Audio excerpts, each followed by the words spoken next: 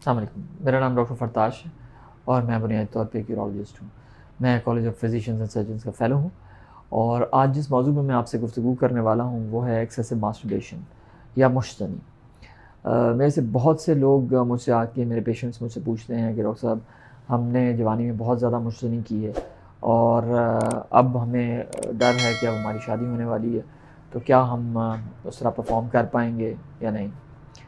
دیکھیں، جو میں بات کرنے والا ہوں وہ سائنٹیفک بیسس پہ ہے۔ جو سائنس ہے وہ مشتزنی کو کوئی نقصان دہ چیز نہیں سمجھتی، اور نہ اس کے ہمیں کوئی نقصانات کا اندیشہ ہوتا ہے آگے چل کے۔ مشتزنی کے بارے میں کہا جاتا ہے کہ یہ تقریباً ہر انسان جب وہ جوان ہوتا ہے وہ کرتا ہے کسی نہ کسی صورت میں۔ اگر آپ کسی بھی صورت میں یا کوئی بھی مرد اور عورت اپنے عضو کو یا اپنی شرمگاہ کو اس طریقے سے ہاتھ لگا رہے ہیں یا سہلا رہے ہیں کہ جس سے ان کو لذت حاصل ہو، تو وہ مشتزنی کہلاتی ہے۔ اب اس کے مختلف طریقے ہیں جو لوگوں نے اپنائے ہوئے ہیں۔ بنیادی طور پہ مشتزنی یا ماسٹربیشن آپ کو نقصان نہیں دیتی۔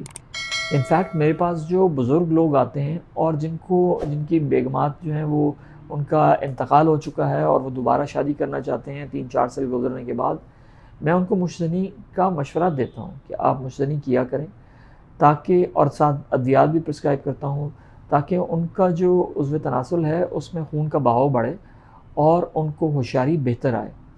تو مشتزنی کے نقصانات ایز پر سے نہیں۔